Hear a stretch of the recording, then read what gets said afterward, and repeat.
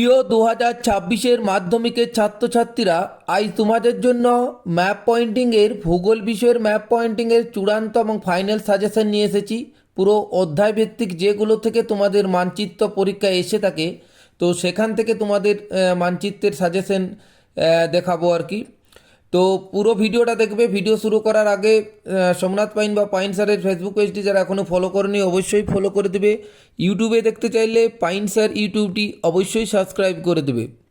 তো চলো দেখো, তোমাদের ভারতের ভূপ্রকৃতি থেকে অনেক ম্যাপ পয়েন্টিং আসে পরীক্ষায়। তোমরা নিশ্চয়ই করেছো, সেট টেস্ট পেপারে করেছো বিভিন্ন, আমিও সাজেশন দিয়েছি আবার।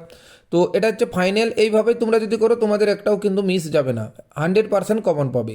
দেখো তাহলে ভারতের ভূপ্রাকৃতিক বিভাগ থেকে দেখো, এর যেটা আসে প্রথমত গডউইন অস্টিন, এটা আসে দেখবে K2।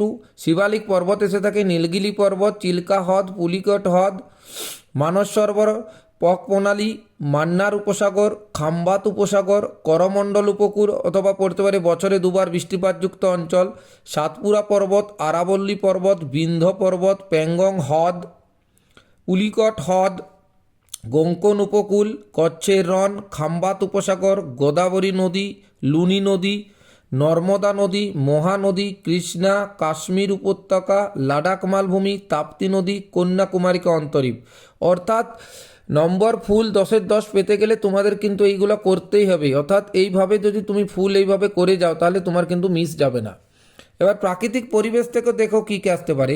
ভারতের সর্বাধিক বৃষ্টিপাতযুক্ত অঞ্চল মৌসিনরাম, বৃষ্টির ছায়া অঞ্চল শিলং, বছরে দুবার বৃষ্টিপাতযুক্ত অঞ্চল বা করমণ্ডল উপকূল চেন্নাই।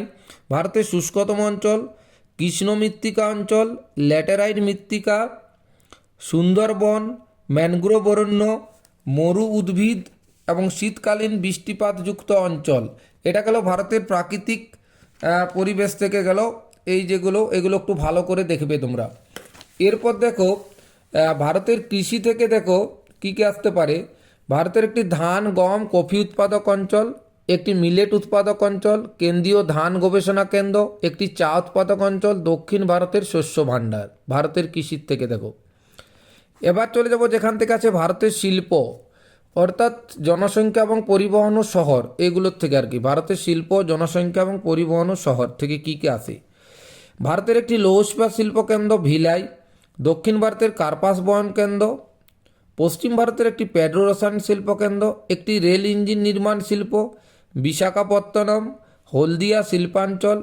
ভারতের একটি মোটর গাড়ি নির্মাণ কেন্দ্র, পূর্ব ভারতের একটি রেল ইঞ্জিন কারখানা, দক্ষিণ ভারতের ডেট্রয়েট। ভারতের বৃহত্তম তথ্য প্রযুক্তি কেন্দ্র নবসেবা বন্দর, কান্ডালা বন্দর, হলদিয়া বন্দর। যেটা শহরের মধ্যে দেখো মেগা সিটি বা মহানগর, কলকাতা, দিল্লি, মুম্বাই, পুনে, চেন্নাই, এগুলো শহরের মধ্যে। বিমানবন্দর দেখো একটি আন্তর্জাতিক বিমানবন্দর, যে কোনো নাম দিতে পারে। তো দেখো তোমাদের অধ্যায় ভিত্তিক বা যে যে জায়গাগুলো থেকে তোমাদের ম্যাক্সিমাম কিন্তু ম্যাপ পয়েন্টিং আসে সেইগুলো তোমাদের আমি দেখালাম। এগুলো একটু ভালো করে দেখো। সবাইকে বলবো পুরো ভিডিওটা দেখো এবং এগুলো মানচিত্রে তৈরি করে প্র্যাকটিস করো।